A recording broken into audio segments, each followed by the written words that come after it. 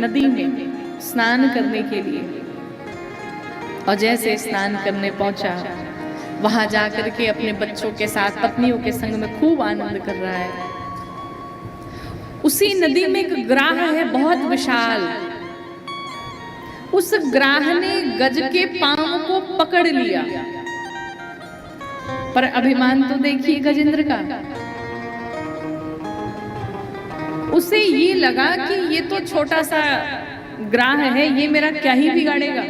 इसे जब पता चलेगा कि हमने किसके पांव को पकड़ा है तो इसे समझ में आएगा, ये अपने आप ही छोड़ के चला जाएगा। अभी इसे पता नहीं कि मैं कौन हूं। कई बार लोग कहते हैं तुम्हें पता नहीं मैं कौन हूं, अरे तुम्हें बता दो मैं कौन हूं। तो गजेंद्र को भी बड़ा अहंकार, इसे पता नहीं कि मैं कौन हूं। कुछ किया नहीं, वैसे ही छोड़ दिया। अब करते करते ग्राह जोर से जब पकड़ लिया और पैरों को खींचने लगा, कुछ दिनों के पश्चात उसके शरीर से रक्त का शोषण होने लगा। अब उसे लगा कि मैं बहुत कमजोर हो रहा हूं, कमजोर महसूस करने लगा। उसका बल क्षीण होने लगा। अब चिल्लाया, बच्चों हमारी सहायता करो, पत्नी हमारी सहायता करो। सारे बच्चे सारी पत्नियां सूंड में सूंड मिला करके लगी गजराज को खींचने, लगी गजेंद्र को खींचने। महाराज करते करते ये 3 महीनों तक चलता रहा। 3 महीने तक सब प्रयास करते रहे, पर कोई बाहर नहीं ले आ पाया, कोई नहीं खींच पाया। बच्चों ने कहा, पिताजी अब क्षमा करिए, अब ऐसा लगता है कि आपके चक्कर में हमारी भी मृत्यु हो जाएगी, हम तो चले। गजेंद्र के नेत्र सजल हो गए। अरे तुम्हारे लिए दिन रात में मरता रहा, काम करता रहा, तुम्हारे लिए व्यवस्थाएं करता रहा, और आज संकट में अपने पिता को छोड़ के जाओगे। बच्चों ने कहा, पिताजी क्षमा करिए, हम तो चले। बच्चे महाराज चले गए तो पत्नियों से कहा, देखा इन्हीं बच्चों के लिए तुम मरती रहती थी दिन भर, ये बच्चे भी छोड़ के गए। चलो अब तुम लोग मेरी सहायता करो, तुमसे तो हमारा जन्मों जन्मों का संबंध है। तुम तो कहा करती थी कि हर सुख दुख में हम एक संग में रहेंगे, एक साथ में रहेंगे। पत्नियों ने भी कुछ दिन तक सहायता की, प्रयास किया बाहर लाने का, पर गजेंद्र भीतर ही चला जाए, भीतर ही चलता जाए, नहीं बाहर आ पाया। अंत में पत्नियां भी क्षमा मांग करके जाने लगी।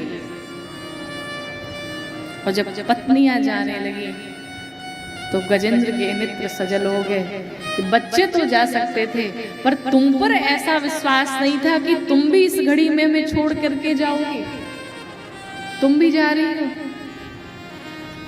तब गजेंद्र की आंखें खुली कि इस संसार में कोई किसी का नहीं होता है, कोई किसी का नहीं होता है, सब कहीं ना कहीं स्वार्थ से जुड़े हैं। गजेंद्र अब पुकारे किसे? तो कहते हैं कि गजेंद्र ने किसी का नाम लेकर के स्तुति नहीं किया। गजेंद्र ने मन ही मन भगवान से प्रार्थना की कि जो भगवान इस सृष्टि को बनाने वाले हैं, जो भगवान इस सृष्टि को चलाने वाले हैं, जो भगवान इस सृष्टि का विनाश करने वाले हैं, वो भगवान मेरी रक्षा करें। जिसका कभी जन्म नहीं होता, जो अजन्मा है लेकिन फिर भी जन्म ले लेता है, जिसका कोई स्वरूप नहीं होता, जो निराकार है फिर भी सगुण साकार के रूप में चला आता है, वो भगवान मेरी रक्षा करें। पत्तों में, फूलों में जिनकी खुशबू समाई हुई है, हम जितने जीव हैं, जितने मनुष्य हैं, जितने जीव जंतु प्राणी हैं, उन सबकी कृपा से, उसी भगवान की कृपा से जो पूरी सृष्टि चल रही है, वो भगवान हमें दर्शन दे। किसी ने नहीं सुना। अंत में भगवान नारायण ने कहा, ये मुझे बुला रहा है। जो गजेंद्र ने स्तुति की है उसी का नाम है गजेंद्र मोक्ष। इसकी स्तुति करने से कहते हैं जीवन में बड़ी से बड़ी बाधा रहे, बड़े से बड़ा संकट रहे, कट जाता है।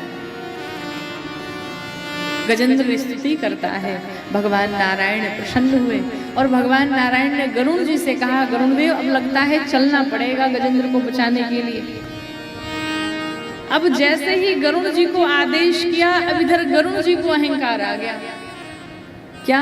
गरुण जी को अहंकार आया कि मेरे बिना तो ये कहीं जा ही नहीं सकते। जब भी कहीं जाना होता है तो मेरे ही पंख पे बैठ के उड़ते हैं, कोई ऐसी वैसी बात थोड़ी है, नारायण को लेके उड़ता हूं मैं। उन्हें भी अहंकार आ गया। मिट चुटकी